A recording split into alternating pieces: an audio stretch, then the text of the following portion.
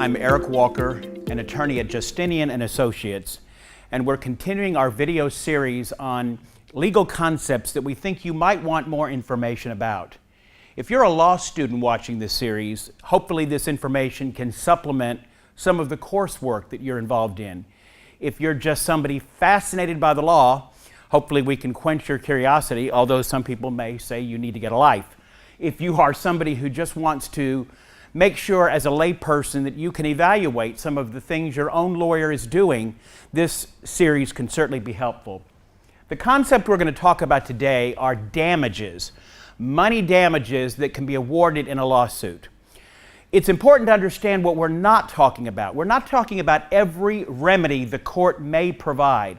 There are some non-monetary remedies courts provide for you. For instance, the court may order your opponent to do something, or may order your opponent to refrain from doing something. If, for instance, you're being stalked or hassled, the court may issue an order that your opponent not get within 100 feet of you, or if your next-door neighbor is building a fence that encroaches on your property, the court could order your neighbor not to put the fence in the place that your neighbor is planning to put it. These kinds of orders that somebody do something affirmatively or refrain from doing something are called injunctions.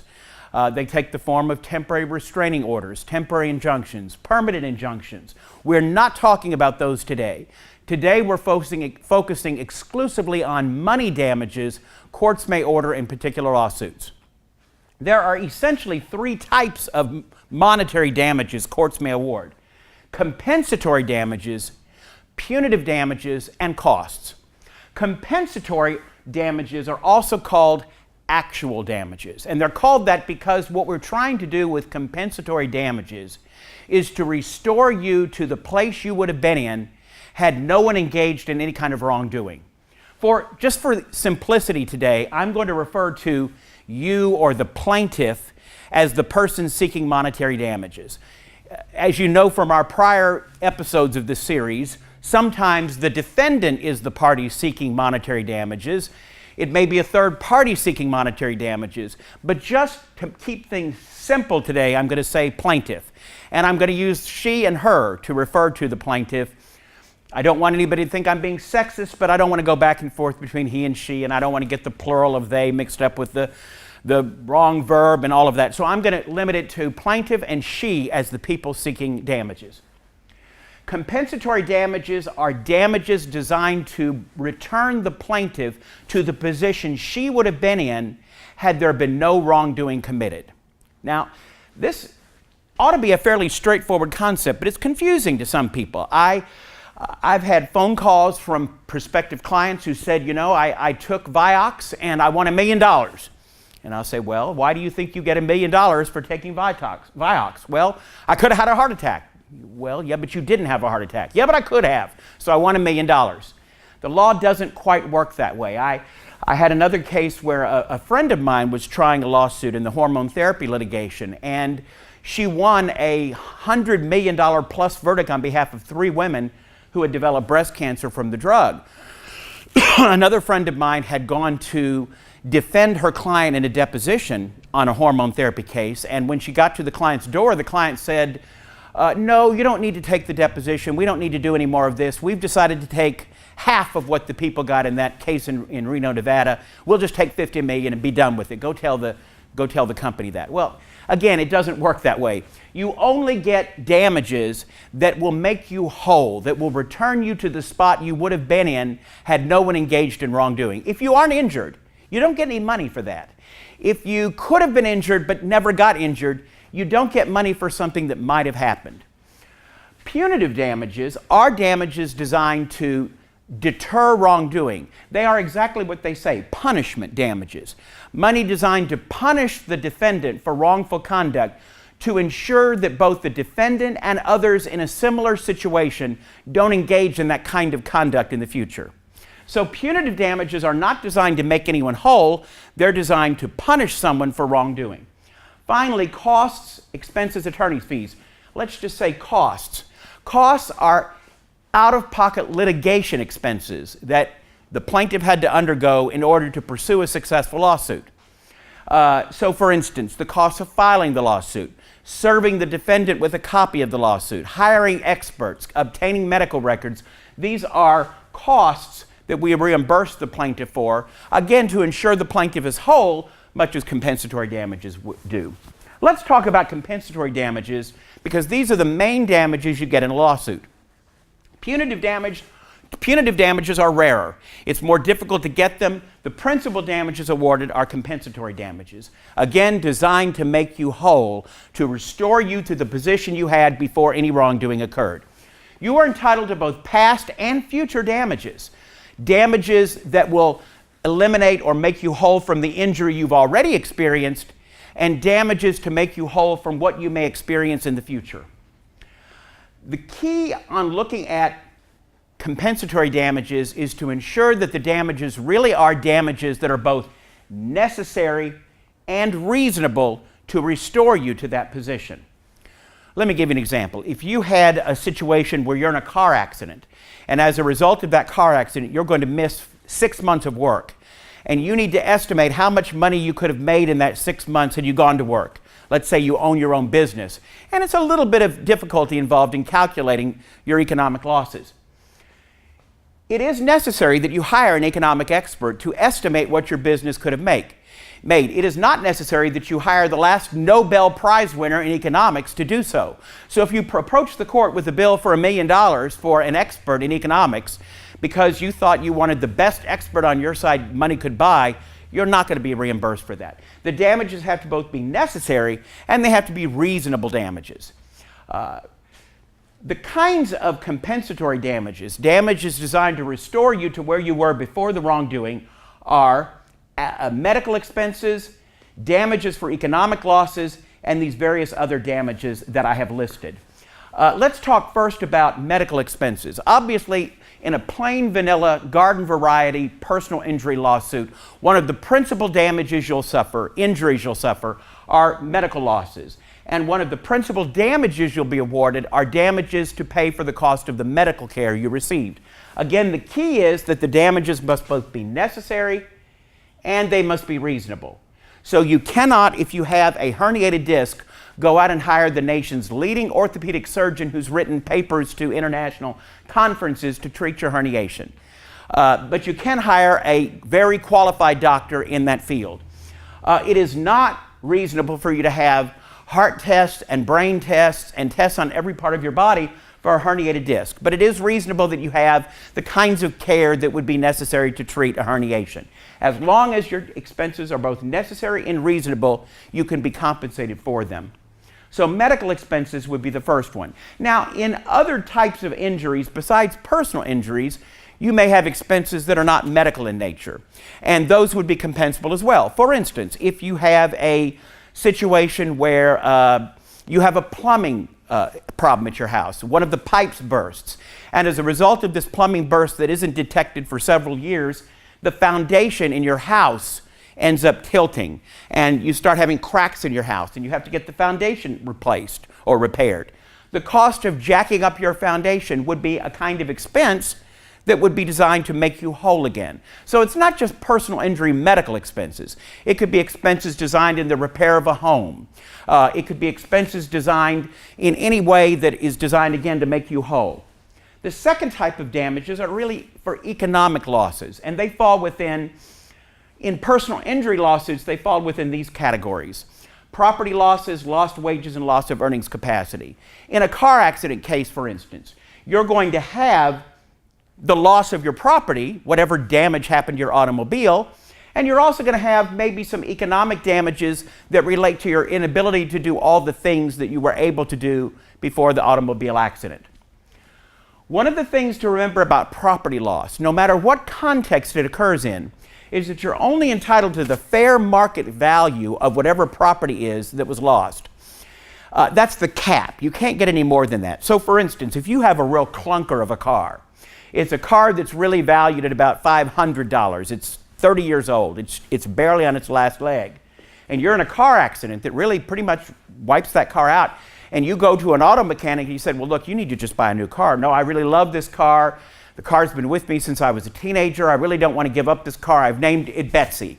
and I really want Betsy to be with me for the rest of my life. And the mechanic says, well, okay, but it's going to cost us $700,000 to bring Betsy up to a condition that she can be driven in, and Betsy's fair market value is $500. You don't get $700,000. You get the $500 that the car is worth. You're never allowed to get more than the fair market value of the property you've lost, except in certain extraordinary instances we don't need to go into here. You don't get compensated for the sentimentality of it. I love Betsy. We've been through good and hard times together. My first date was with Betsy. You don't get compensated for that. Fair market value. If, for instance, you have a fire at your home and a lot of your property is destroyed in the fire and you ask your insurance company to compensate you for the loss of this property, for a scrapbook that has photographs in it, you get the cost of the scrapbook and the cost of the film that was used to take the pictures. You don't get $100,000 because the only picture you have of grandma was in that scrapbook. I'm not trying to belittle these losses by my tone. Well, maybe I was, but I don't mean to say anything offensive. I'm just trying to point out that the law does not recognize sentimentality as a form of damages. The law focuses on real losses in terms of money. What was the fair market value of what you lost? You're entitled to lost wages if the lost wages are foreseeable. One of the things to remember on all of these damages that I didn't have up here and I should put up here now is the requirement of foreseeability. It's really not a damages issue, it's a proximate cause issue. Don't worry about all that kind of mumbo jumbo. Just understand that the damages have to be foreseeable. And I don't remember the exact details of the case, but there's an old case that law students will recognize called the Palsgraf case. But it basically says that if some kind of bizarre set of events happens that couldn't be foreseen in advance, you don't get compensated for that bizarre set of circumstances. So for instance, let's say that you're driving your automobile on a residential street and you're heading toward the racetrack because you have a tip on a sure thing, a horse in the 5th race that's going to bring in first place, and you're going to put $5,000 down and you're going to get $5 million for it. And you are in this residential neighborhood driving to the horse track and you're in a car accident. And as a result of the car accident and the police coming and you having to have your car towed, you don't make it to the racetrack before the track begins, and by gosh, that horse wins, and you would have gotten $5 million. You don't get $5 million. It was not foreseeable that this car accident was going to keep you from putting down a bet on a sure thing horse in a certain race. Not to get into anything really dramatic, but there was an episode of a show called The Jenny Jones Show that aired many years ago. And you know that these reality TV shows sometimes go off the deep end in trying to really shock us with different things. And one of the things Jenny Jones had on this show was secret crushes. And she was trying to really stretch the envelope and push things a little too far. And one of the secret crushes she had on the show was this guy that she invited on the show, whose next door neighbor, who was also a guy, had a big crush on him. And so this guy comes on the show not knowing what this is about, and then she brings out his next door neighbor who says he has a big crush on him. The guy gets very angry and after the show murders his neighbor, the one who had the crush on him. And the family of the neighbor sues the television program for causing the death of their family member. There's actually a multi-million-dollar verdict, I believe, in that case, but it was reversed by the Court of Appeals that found that it was not foreseeable to the producers of that show that this episode on secret crushes would lead to a murder. Murder is not the foreseeable consequence of doing a show, even if it's shocking in that regard. So the damages have to be foreseeable. Lost wages, again, if they're foreseeable lost wages, certainly it's foreseeable that if you're in a car wreck, you might miss 3 weeks of work, 3 months of work. And if it's a serious car wreck, that you'll miss the rest of your life at work. So the wages that you've lost in the past and the wages you may lose in the future, we call this loss of earnings capacity, are both recoverable. You are entitled to damages for physical impairment. And that's an amount the jury should award based on just common sense about what people value. Clearly, you may have a situation where your face is disfigured and you may not be under pain for the rest of your life, but you will look bad for the rest of your life, and you're entitled to compensation for that. We don't allow tortfeasors to go out and cause us to permanently lose our good looks and not have to pay something for that. And it's more than good looks, obviously, when it comes to physical impairment. Loss of consortium means loss of comfort, loss of care, loss of the ability to enjoy the benefits of someone else's companionship, which includes romantic relations, their household services, their love, and all of the other things that a mate provides to you, and family members provide to you. We also have pain and suffering, which is not up here. I left out pain and suffering. Let's be sure and put pain and suffering. We'll call that P and S. That's recoverable in all cases, meaning the actual physical pain, the sensations of unpleasantness you experienced from the physical injury is always recoverable. Mental anguish is a little trickier. You are entitled to recover mental anguish, but only in very narrow circumstances. For one thing, the standard for mental anguish, you can't just come into a courtroom and say, you know something, that really hurt my feelings, give me $1 million. You can't do something like that. This person said in their Facebook post that I was really ugly and that hurt my feelings, I want $100,000. Doesn't work that way. The standard is there has to be a relatively high degree of mental pain and distress. It is more than mere disappointment, anger, resentment, or embarrassment, although it may include all of those. You don't need to read all of this. Just understand that, because I know it's very small print, understand that it's more than just being embarrassed, more than having your feelings hurt. It's a severe amount of mental pain. Mental anguish could include such things as inability to sleep, inability to eat, loss of appetite, just unpleasant feelings that you experience on a mental level because of the incident that happened. You can recover mental anguish whenever you have a physical injury if you can prove a high degree of mental suffering. So physical injury is one of the circumstances when you can recover mental anguish damages. You can also recover such damages for intentional infliction of emotional distress. Intentional infliction of emotional distress. That means I go out and engage in conduct with the intent, with the goal of hurting you, of mentally hurting you. So for instance, if I walk up to you in front of a group of people and say, you are the most disgusting, horrible, deplorable, mean, lying person I've ever met in my life, and I do that to cause you tremendous pain in front of your friends, that might be recoverable. But accidental or negligent infliction of emotional distress is not recoverable. It used to be in Texas. It's not recoverable in the state of Texas anymore. What the courts reasoned was it's too ambiguous. Anybody can come into a courtroom and say, I've experienced tremendous anguish because of this person's negligence, and it's very difficult to verify or not verify. For instance, if you're in a car accident, and it's just a fender bender, but you say, every night I wake up at 3 in the morning with horrible nightmares of this car smashing into me, and I can't go back to sleep. That's very difficult to verify. So what the courts have said is if somebody intentionally sets out to cause you mental anguish, you can recover for that. But you can't recover for negligent infliction of emotional distress. If, for instance, an elevator repair company fails to repair their elevator, and you get trapped on the elevator all night long, you can't recover mental anguish damages from the tremendous fear you had, even if you're somebody who is claustrophobic, from being locked in that elevator, because there was no intent to cause you mental anguish.